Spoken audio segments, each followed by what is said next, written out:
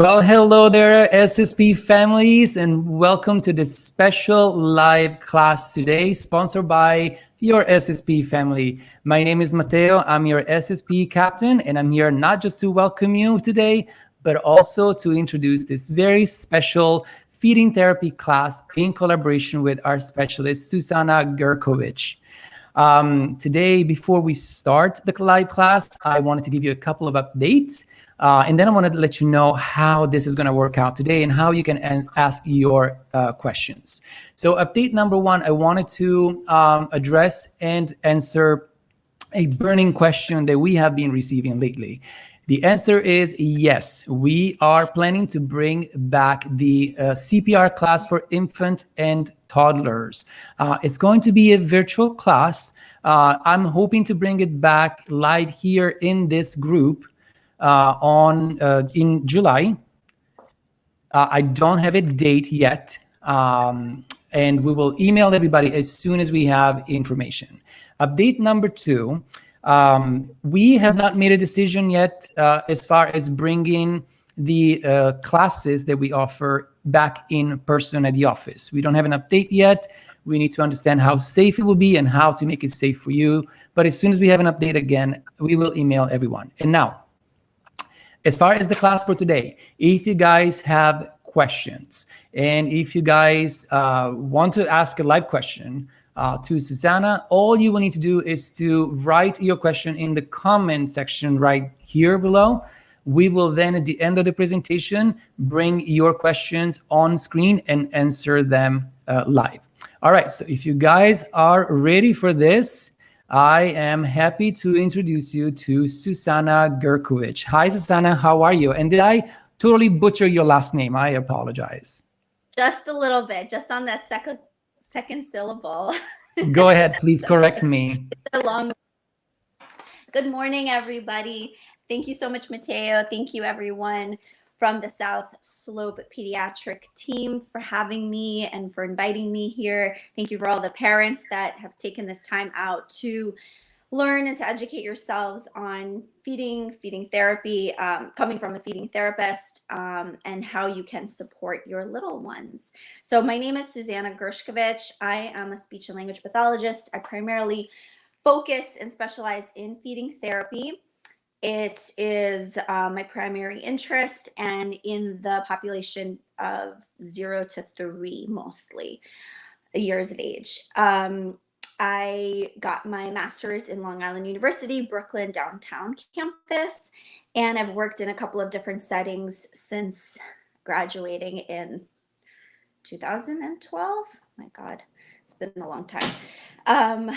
So I want to get started because there's a lot of information, and I feel like I'm going to just touch upon, I can't really go into too much depth because we're not doing a full day training here. So a couple of things that I thought would be interesting to start off with is just debunking some of the myths that are out there about feeding.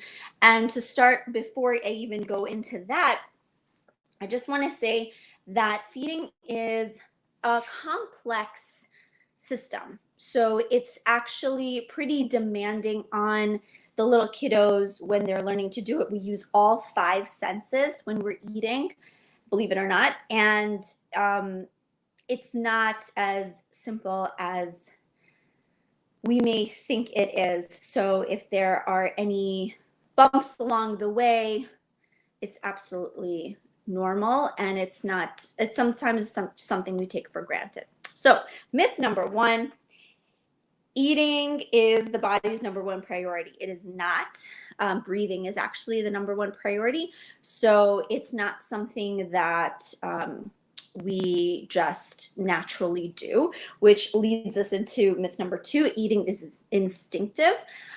Eating is actually not instinctive. It's only instinctive for the first 6 weeks of life, and then it becomes a learned habit or a learned behavior. So meaning if in the first 6 weeks of life, if there's something that is giving a bad association to feeding, coming from being hungry to the actual eating to then feeling satiated, then there may be a disruption in that becoming a good association in the mind, and that it might lead to suppressing the feeling of wanting to eat if there is some sort of pain or discomfort associated with it. Number 3 and number 4 are pretty similar. Eating is easy, and eating is a 2-step process. It's actually, according to the SOS model, which is the sequential oral sensory approach, something that I follow a lot of when I do my therapy sessions. There's 32 steps in feeding, so not just take a bite, swallow. A little bit more complex than that. Number 5, it's not okay to play with your food. I don't know if I'm preaching to the choir when I'm going to be saying this, but I encourage playing with your food, actually, especially when they are learning. The kiddos are just learning about food. It's really, really important for them to touch it, to smell it, to manipulate it in many different ways, and to get messy. We have to let them get messy, because that's really just how they learn and how they experience what food is. So that's a big one for me. Number 6, if a child is hungry enough, they will eat. So not necessarily. It kind of goes back to what I said a little earlier. If there's some sort of pain or discomfort or negative association that they've developed with eating, they will not just eat when they're hungry. They'll actually learn to suppress that feeling of hunger, and ignore it. So yeah. Number 7, children only need to eat 3 times a day. That is not the case with the little ones. I would say they usually eat between 5 and 6 times a day. And think of it in a way where snacks and meals are the same, meaning they are your opportunity to provide a learning experience for them to somehow to gain knowledge and to obviously get some nutrients as well, but also it shouldn't feel like 3 morning like breakfast, lunch, and dinner. It's just 5 to 6 meals a day, whether they're smaller meals or larger meals. They're all just experiences and opportunities for them to experience food and flavor and texture. Number 8, a child who won't eat has either a behavioral or an organic problem. It's usually both. And so I'm just going to leave it at that, because we're not going to get very deep into that one. Number 9, certain foods are only eaten at certain times of day. So this is similar to what I just said. Think of it as just the same thing, snacks and meals, especially at that young age. Really, it's not going to look as different as it may as when you're eating as an adult. Number 10, meal times are proper social occasions, and children must mind their manners at all times. I mean, I think you all know that one is a big myth, and functional skills outweigh manners. So we are really working and emphasizing on the functional skills more than anything else. That's the most important. And then manners will come along in due time. Next, I'm going to move. So those are the 10 the 10 myths that I wanted to just debunk. If you believed in any of them, I want you to know that you are free of them now. You no longer have to believe them.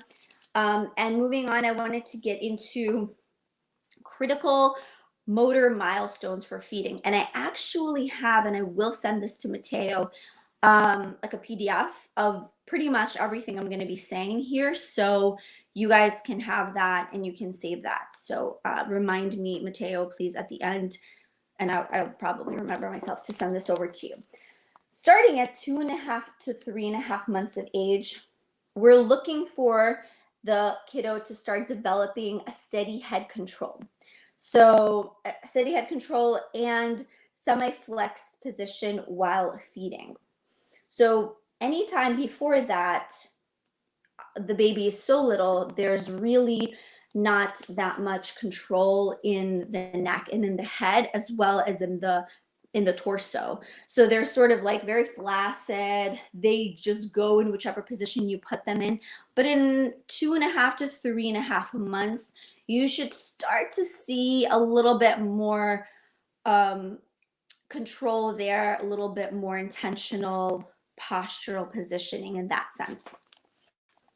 Moving on to 4 to 6 months of age, they're going to begin to have hand-to-mouth play, independent oral exploration of objects. So this is where they start to mouth a lot of things. They'll start to put their hands in their mouth, their fingers, as well as everything else in their path, as you may or may not know if you already have some kiddos at that age.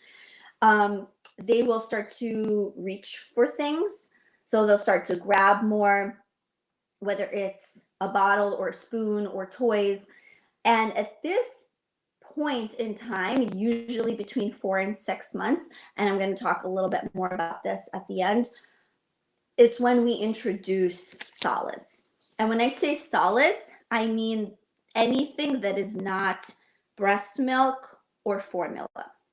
So just food in general. And when I say solids, I'm not excluding purees. That's just how we refer to anything that's not a liquid.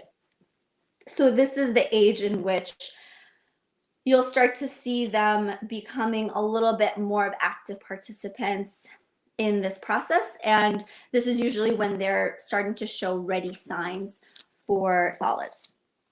Between 6 and 7 months, we have greater trunk control, which is sufficient for sitting independently for more than 3 to 5 seconds.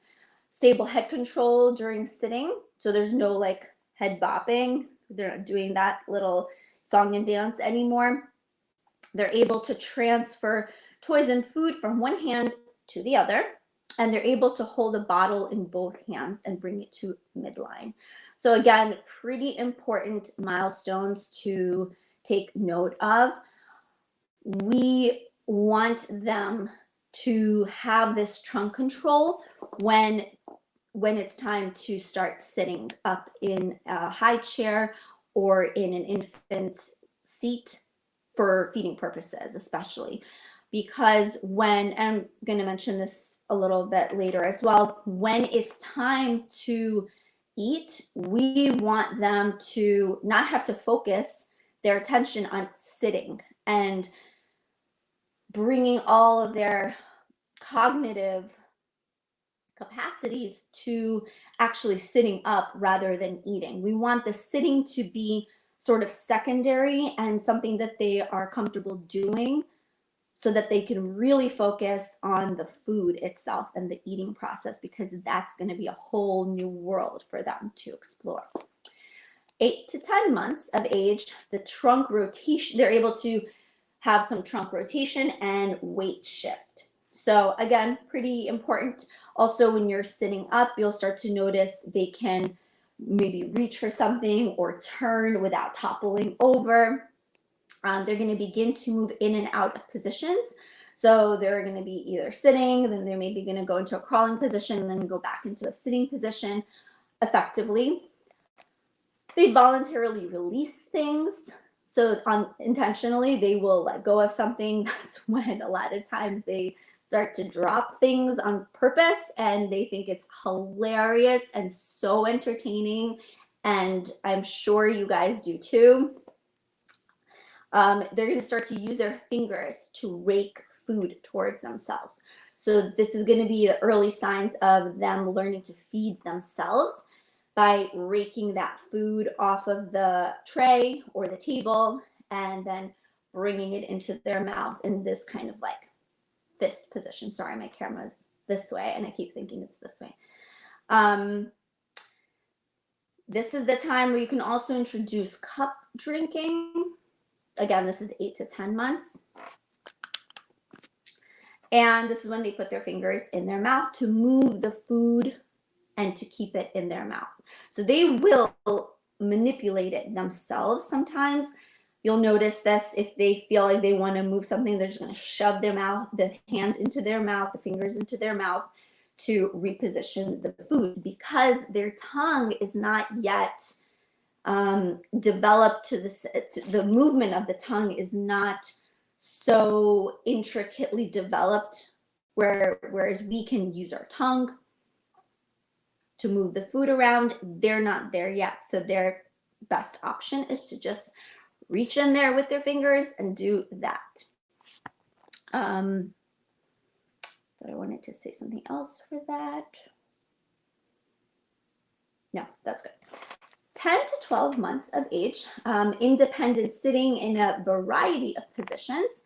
So they're pretty comfortable, or they should be pretty comfortable at this time, sitting up in a position where there's really no support for them, and they can move around and come in and out of that position easily. Their pincer grasp starts to develop. So you'll see them, if you give them Cheerios at this point in time, they'll just grab it, eat it. This is a big one. Fine motor skills start to develop here, which is really great. They poke their food with their index finger, also another fine motor skill that they're developing, and they use their fingers to self-feed soft or chopped foods. I am going to move on to a little further. I know we said that we're mostly talking 0 to 1, but I'm going to there's like a couple of other points I'm going to mention. From 12 to 14 months of age, they start to grasp a spoon with their whole hand. So again, their fine motor is not so refined. So they're just going to take the spoon, kind of like how I'm holding this pen, and they're going to just shove it, or this way rather, down. And they're just going to feed themselves like that. And they can hold a cup with 2 hands effectively at this age. 14 to 16 months, efficient finger feeding. So again, they're just refining at this point, and practicing to use utensils. Then 18 to 24 months of age, they're able to pick up, dip, and then bring the food to their mouth. So a little bit more advanced. We're just adding extra steps to this process. And we increase the utensil use. So after 24 months is really when the refinement process for using utensils, like between 24 and 36 months, they get really good at that. But at this age, they're already using their forks and their sporks and their spoons. And it's okay if they don't really have a preference for them. My 2 boys, I have a 4-year-old and a 2-year-old and another one on the way. I put them out and they don't love to use them. They do sometimes and they don't other times, and that's okay. Yes, okay, so that's good. We're gonna stop there in terms of the milestones. And again, like I mentioned, I'm going to send Mateo pretty much everything I just said, so you can all have that. Put it on your refrigerator if you like. The next thing I would like to touch upon is posture. So, and real quick, I'm just going to backtrack for 1 second. I get asked a lot, when do I start solids? When can I begin solids? And the simple answer is between 4 and 6 months. I like to err on the side of 6 months because I believe that at that point, their gut is a little bit more developed, the enzymes in their gut to process foods. And number 2, just because of their core control. And like I mentioned earlier, their trunk stability, their core control is important for them to be able to sit up so that they can actually focus on the food and not really focus on keeping themselves upright and not toppling over. Because if they're focused on keeping themselves upright and not falling over, that means that they're not really getting what we want them to be getting in terms of the experience and the knowledge and the exposure to the actual food. The food is the number one priority. The food is where we want their attention to be. And so once their trunk is stabilized enough, which is usually by 6 months, then they can really not have to worry about that and just focus on the feeding. So that's just my little 2 cents. I recommend that. Usually I started with my kids at 6 months, and they're fine. So, but it is definitely a range. There's a range. So I would say 4 to 6 months. Yes. Important thing to mention about posture when eating. So at the beginning, when you first put them in, you're not going to start off right away at a 90-degree angle. They're not going to be sitting upright, kind of like how I am right now. They're going to be at a semi-reclined position. So they'll be like somewhere over here when you first start them with the feeding. This way you're not really giving them, you're still giving them some support in terms of sitting up. So, and we want that. We want them to have some of that at the very beginning before they can be completely independent. Just to kind of backtrack for a second on that statement, I would start at about 3 months introducing just the idea of mealtime. So by doing, how do you do that? So when I would sit down to have a meal, dinner, usually it's dinner. Let's say if you're working, and you're really only there for dinner, or if you're there for breakfast, whichever, pick a meal, it doesn't matter. You can bring them toward the table or have them in some sort of reclined, seated position next to you, and you can give them a fork. And I don't mean your fork, I mean like a baby fork. Or not a fork, a spoon typically is what we start with. I love the coated spoons, and I also like the silicone ones. When choosing a utensil for like the beginning, the first time that they're going to be exposed to a utensil, we want to choose something that is soft because it feels nice on the gums, because they're going to gum it, they're going to bite it. We want to choose something with a shallow bowl. So not those like soup bowls that are deep, because the shallow bowls will be easier for them to strip when they put it in their mouth. It's, again, their first experiences, they're not going to be refined. They're going to just put it in their mouth, close their lips, pull it out. So the more shallow the bowl, the easier it'll be for them to strip the food off of it. So shallow, soft, and somewhat pointed, meaning like narrow. It doesn't have to be pointy, but I prefer the more narrow ones because they have small mouths. So if it's wide, it's just going to feel a little bit more invasive. This way, it's easier to go in and come out, smooth, easy peasy.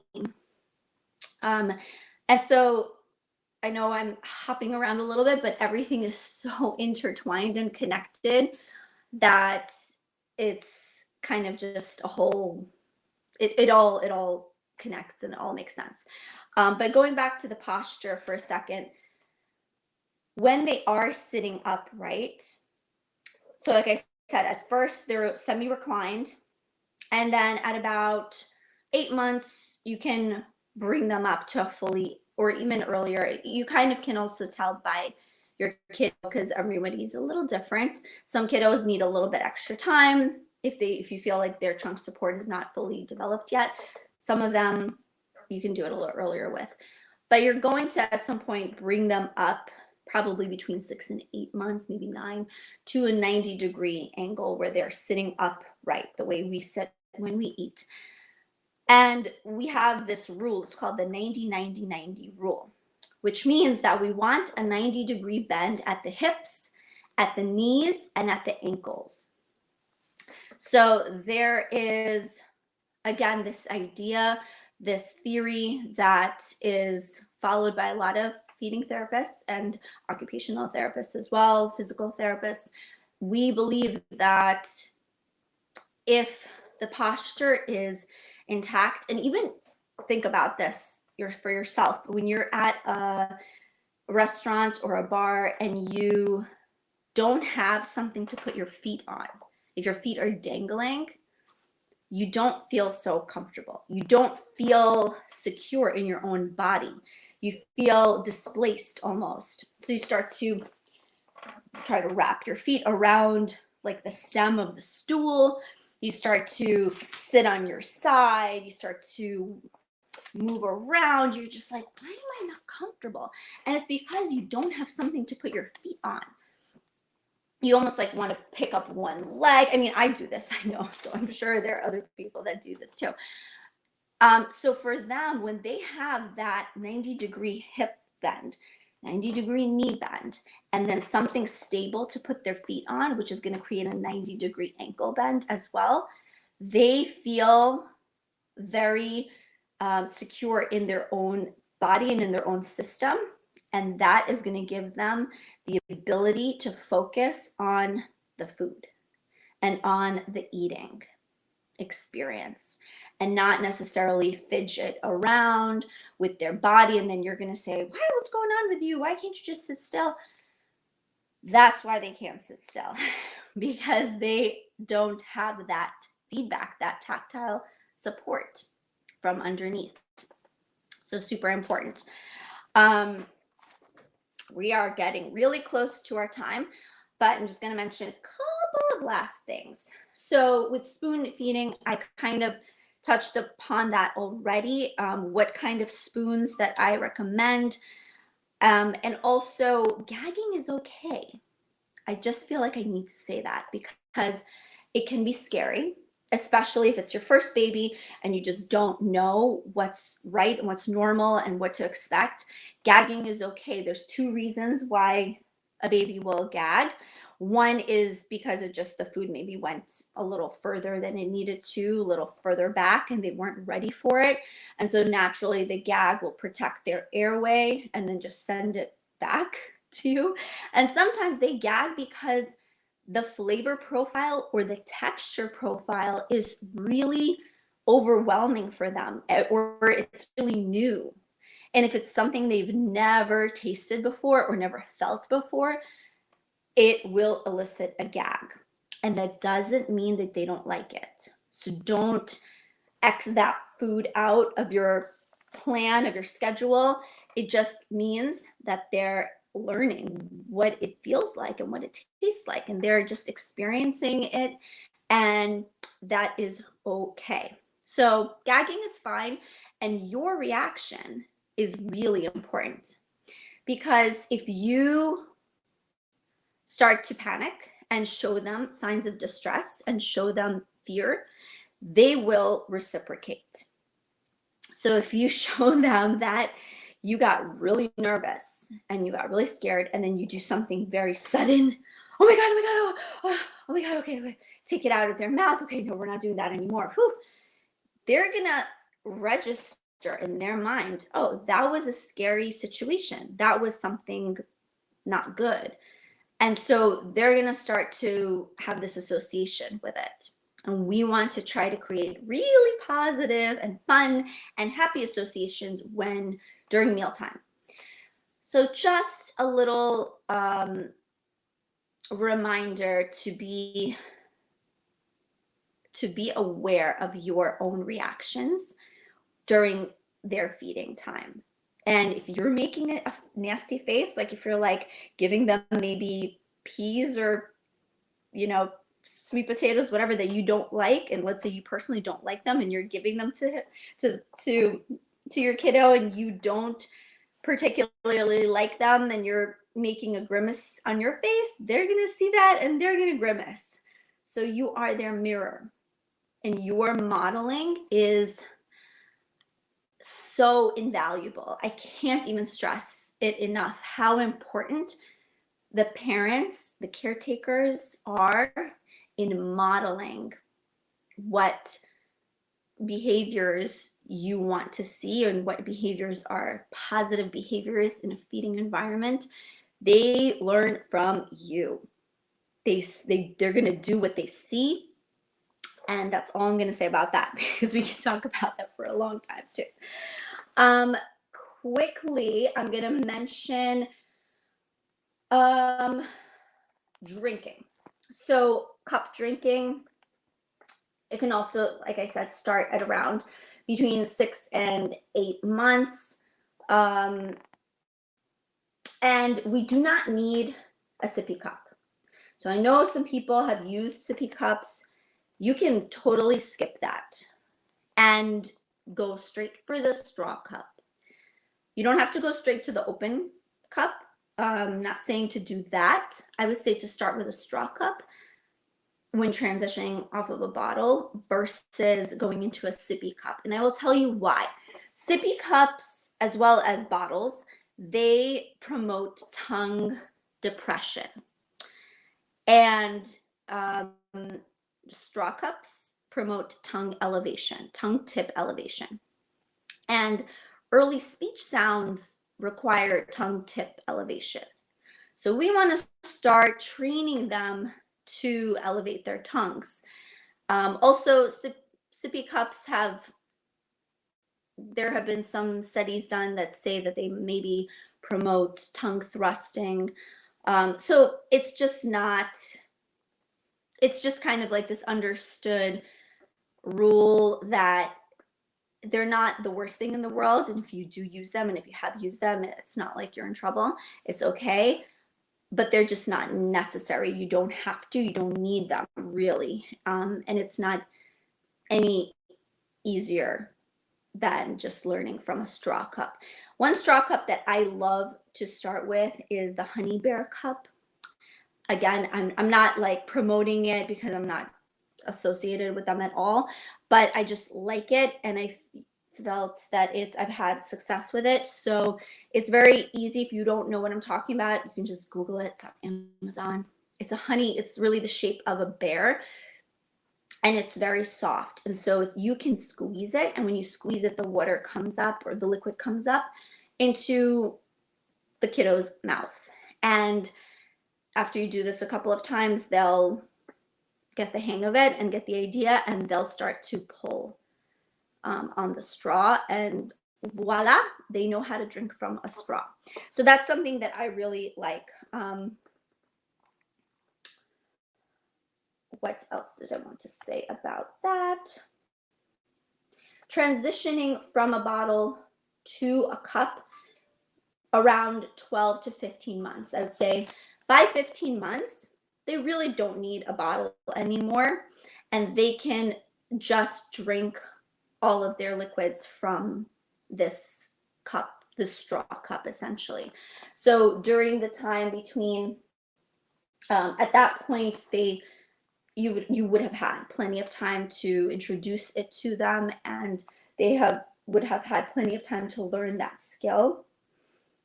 And they really no longer have a reason to have the bottle. I know some people like to use the bottle. They just get really comfortable with it. The baby's comfortable with it, so they use it to like 2 years old or further.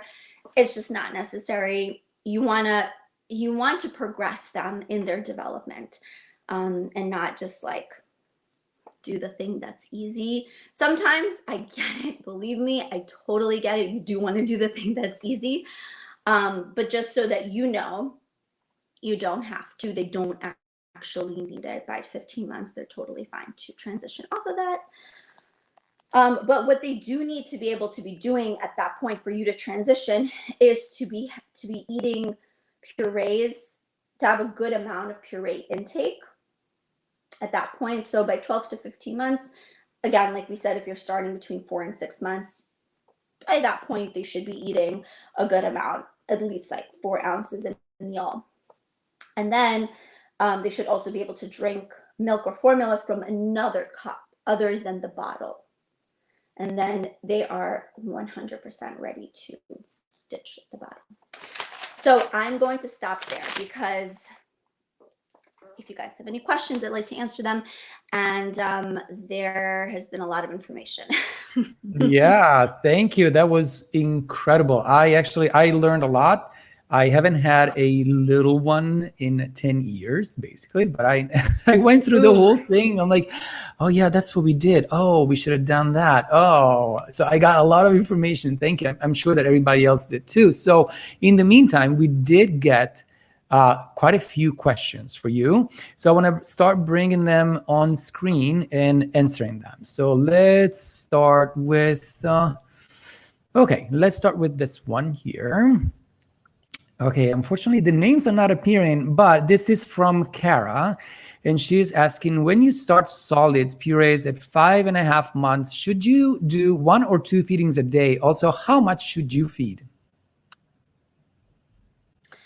Great question.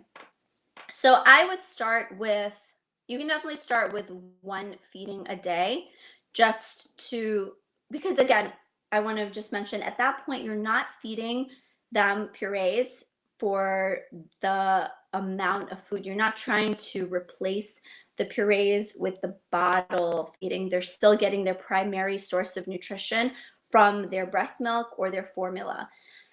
This is just simply for exploratory purposes, experiencing the purees, experiencing the flavors, the textures. So I would start with 1. I've started with 1 a day. And if you feel like things are going great and you want to throw in a second one, you can do that too. And don't focus so much on how much. I really want to emphasize that, unless there's a reason, unless there, and this, it's probably not even, it wouldn't even really be this.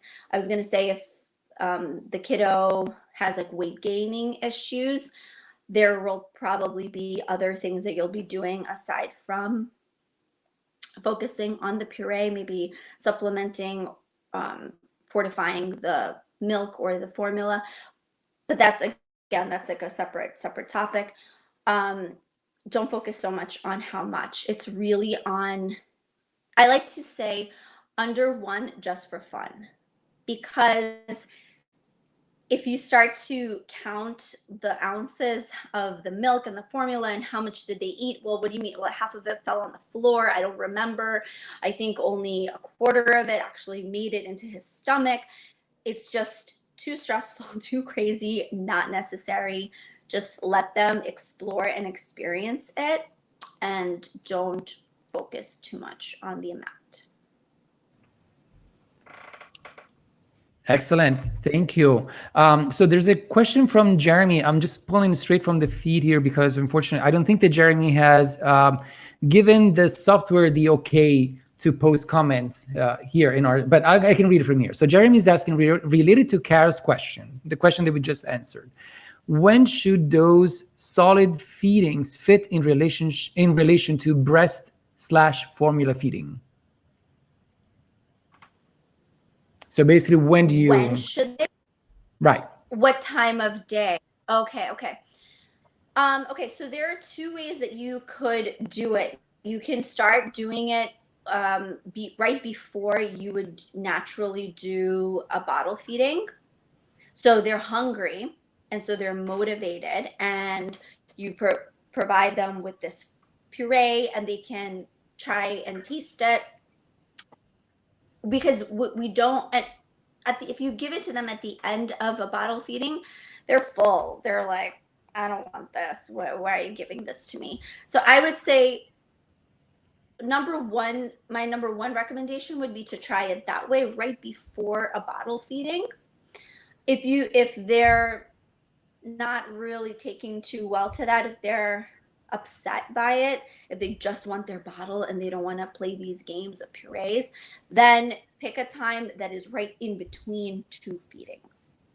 So you can just like sandwich it right in the middle. If let's say their feeding's at 9 a.m. and the next one is going to be at 12, you could do something at 10:30. So right in the middle. Awesome.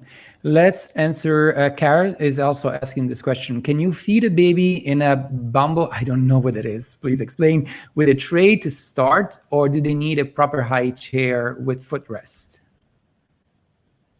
No, the bumbo is fine. Bumbo is like an infant seat. Bumbo is fine to start. Absolutely. You don't have to go right into the proper high chair at all. Just a simple answer. You can definitely do that. As long as they have that support, the postural support. And the Bamba gives them, I mean, they are semi-reclined, I believe. And there's a few different versions and varieties of that seat. But as long as there is postural support there, and since it's so low to the ground, you're usually on the floor. When you put it on the floor, their feet are going to touch the ground, and that's okay. And so again, I don't want what I said. I don't want you to take it out of context and think, oh my God, if their foot is not completely flat on the floor, I'm failing my child. No, when they're pretty little, like even under 6 months, it's hard to get them to be at a perfect like 90-degree angle for the ankle especially. So really at that age, what I want to emphasize is just as long as there's something for them to like feel underneath their foot, even if it's just their heel that's touching it, that's okay too. So don't feel like you must achieve that 90-degree, 90, 90, 90. That 90, 90, 90 is a little when they're a little bit older, but the Bamba to start is perfectly fine.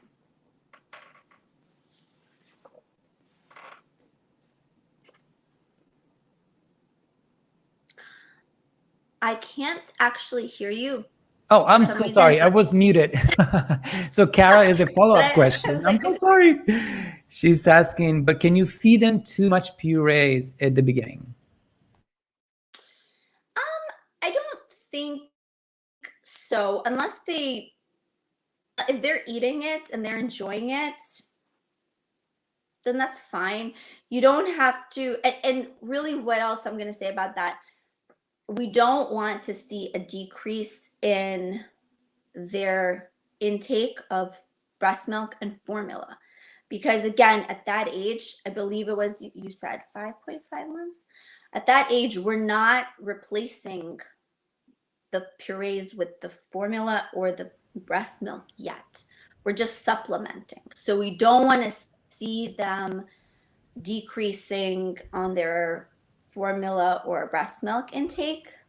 So as long as that stays the same or increases even, then they're enjoying their purees, then that's great. Awesome. So we have a question from Sabrina related to this. She's asking, how should we gradually increase purees so that we can get from tasting/trying new foods to mostly eating the purees/solids and supplementing with formula?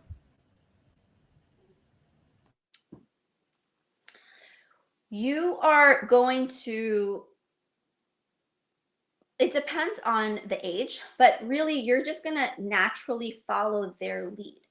And at the beginning, it's most likely not going to be a lot that they're going to be eating, just because they have smaller stomachs and it's a new experience for them. But gradually, you'll be giving them more opportunities. So you're going to go from giving it to them once a day to twice a day to 3 times a day. And you'll also increase the volume because you'll see that they're eating more of it.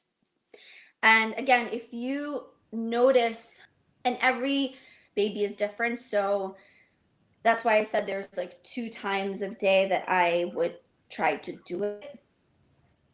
But if you start to see that, with my child, they're more excited or more hungry to do the puree feedings in between the bottle feedings, then that's when you put them in. I believe it's like when after you finish a certain stage with your baby, you forget everything. And I did it twice, and even though I do this for work, I also forgot what I did sometimes, and I have to really think back. But I believe I did it that way. I had it in between my bottle feedings, or my breastfeedings, and it worked best that way because they were just hungry enough and they were motivated enough, and it just gradually increased. And also, you're going to be giving them I didn't even go into this because there's so much information.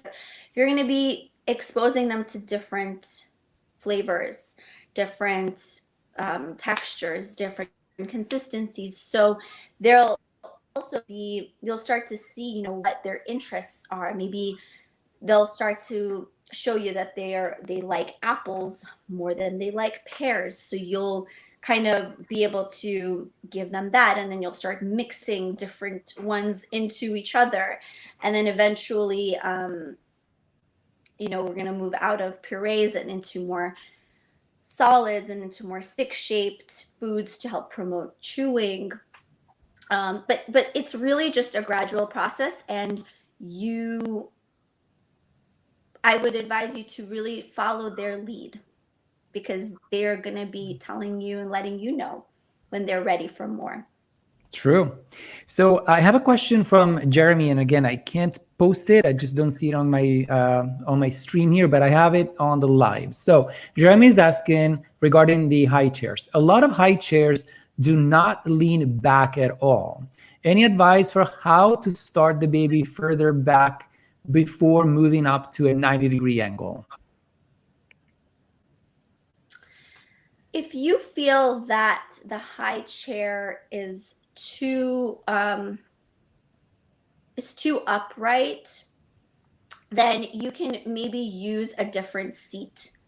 Number one, so two things. Number one, you can maybe not put them into that high chair yet, and maybe use some version of a reclined seat that you have that is a little bit more reclined, either like a bouncer or like something that has the capacity to recline a little bit. Or if that's your only thing that you're using, you can use that, but just provide some trunk support on the sides. So I've used, I don't want to say pillows, but some sort of like either like a rolled up blanket or a rolled up sheet, and just put it on the sides.